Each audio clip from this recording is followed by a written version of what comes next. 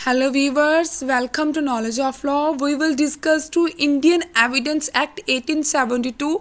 आज की वीडियो में हम आपके साथ इजी ट्रिक शेयर करने जा रहे हैं। अगर आपको ट्रिक इजी लगे आप प्लीज़ इसे लाइक कीजिए एंड हमें नीचे कमेंट में बताइए।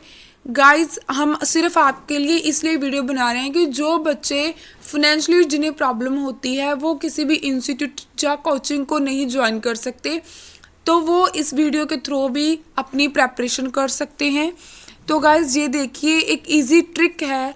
किसी भी एक्ट का जो ईयर होता है उसे याद करने की, जो भी आपकी बर्थडे डेट होती है, मेरा ये वे है, जैसे कि मेरा जो बर्थडे होता है मैं उसी वे से इसे याद रख लेती हूँ कि जो इंडियन एविडेंस एक्ट है उसका जो बर्थडे ईयर है वो है 1872।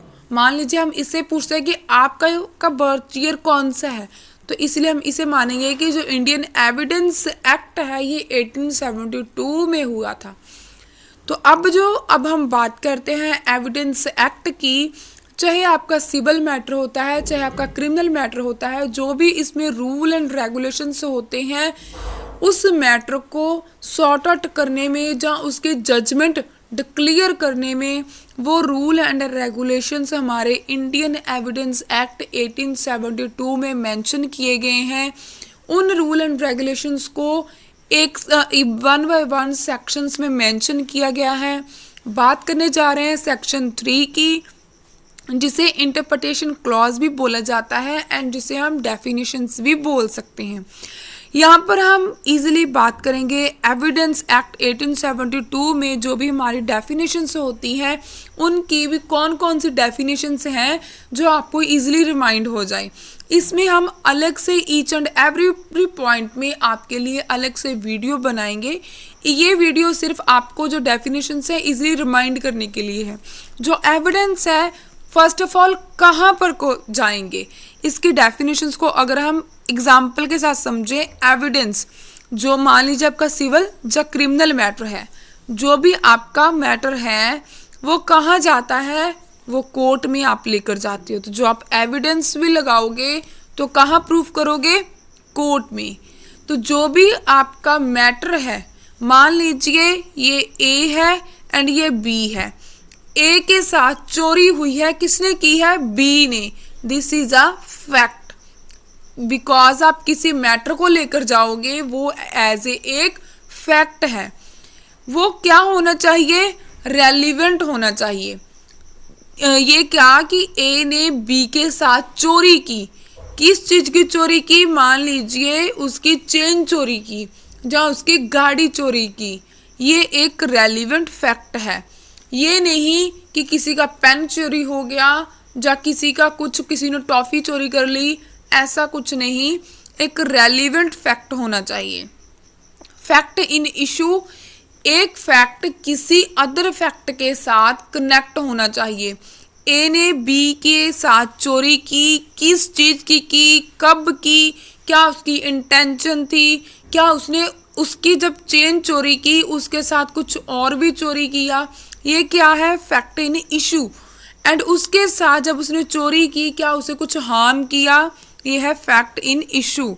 आगे क्या है, जो भी एविडेंस है, जो प्रूफ है आपके मैटर को जो क्लियर करते हैं कोर्ट में, वो डॉक्यूमेंट होते हैं।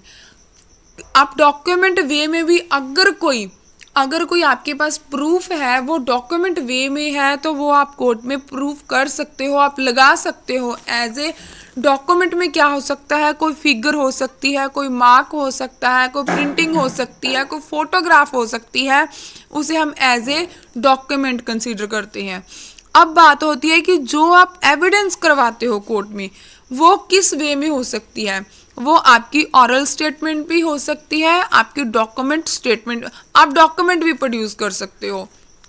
आगे क्या है, प्रूव्ड मीन्स जो भी आप प्रूफ कोर्ट में लेकर जाते हो, अगर वो प्रूफ हो जाता है जिसको कोर्ट ने एज ए एविडेंस प्रूफ मान लिया, एविडेंस मान लिया, वो कोर्ट में एज ए प्रूफ हो गया, वो क्या है, प्रूव्ड। डिसप्रूव्ड क्या है, जो नॉन एग्जिस्टेंस में है, जो एग्जिस्टेंस में नहीं है वो चीज होगी डिसप्रूव्ड। नॉट प्रूव्ड क्या है, ना तो वो प्रूव्ड हुआ है एंड ना वो डिसप्रूव्ड हुआ है, उसे क्या मानेंगे, नॉट प्रूव्ड। अब क्या है, इंडिया।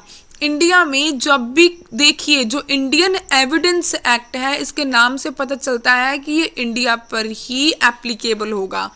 तो ये इसका मतलब क्या है, इंडिया में जो भी कोर्ट्स हैं उन पर हमारा इंडियन एविडेंस एक्ट 1872 एप्लीकेबल होता है। ये है इसकी लास्ट डेफिनेशन इंडिया। अगर हम इसकी बात करें तो इंडिया में इंक्लूड होता है Jammu and Kashmir through the amendment reorganisation act 2019 because जो हमारा जम्मू एंड कश्मीर है is a part of India. तो अगर आपको वीडियो अच्छी लगे तो प्लीज़ आप हमें बताइए। एक बार आपको रिमाइंड कर देते हैं, जो एविडेंस होते हैं वो फर्स्ट ऑफ ऑल कोर्ट में जाएंगे, किसी फैक्ट के ऊपर जाएंगे, जो फैक्ट है वो रेलिवेंट होना चाहिए। जो भी फैक्ट एंड इशू है वो एक फैक्ट दूसरे अदर फैक्ट के साथ, अदर थिंग्स के साथ कनेक्टेड में होना चाहिए। जो आपके एविडेंस है ये आप डॉक्यूमेंट वे में भी कोर्ट में पेश कर सकते हैं एंड जो भी आपके एविडेंस हैं वो कोर्ट में एज ए आप ऑरल या डॉक्यूमेंट वे में पेश हो सकते हैं। वो प्रूव्ड हो जाते हैं, जब कोर्ट में प्रूफ हो जाते हैं उसे प्रूव्ड बोला जाता है। जब वो नॉन एग्जिस्टेंस में होते हैं वो डिसप्रूव्ड माने जाते हैं। जब ना तो वो प्रूव्ड होते हैं एंड ना डिसप्रूव्ड होते हैं फिर उसे नॉट प्रूव्ड बोला जाता है। ये जो भी प्रोसीडिंग है ये इंडिया की कोर्ट में, किसी भी इंडिया की कोर्ट में हो सकती है। ये है हमारी लास्ट डेफिनेशन। गाइज ये एक ट्रिक थी आपको इजीली रिमाइंड करने की। अगर आपको वीडियो अच्छी लगे प्लीज़ इसे लाइक कीजिए, शेयर कीजिए, हमारे चैनल को सब्सक्राइब कीजिए। अगर आपके पास कोई भी डाउट है या कोई भी क्वेरीज है प्लीज़ आप हमें नीचे कमेंट में बता सकते हैं। अगर आपके पास अपना कोई टॉपिक है अकॉर्डिंग टू लॉ तो प्लीज़ आप हमें वो भी बता सकते हैं। हम ट्राई करेंगे आपके लिए वीडियोस बनाने के लिए। Thanks for watching.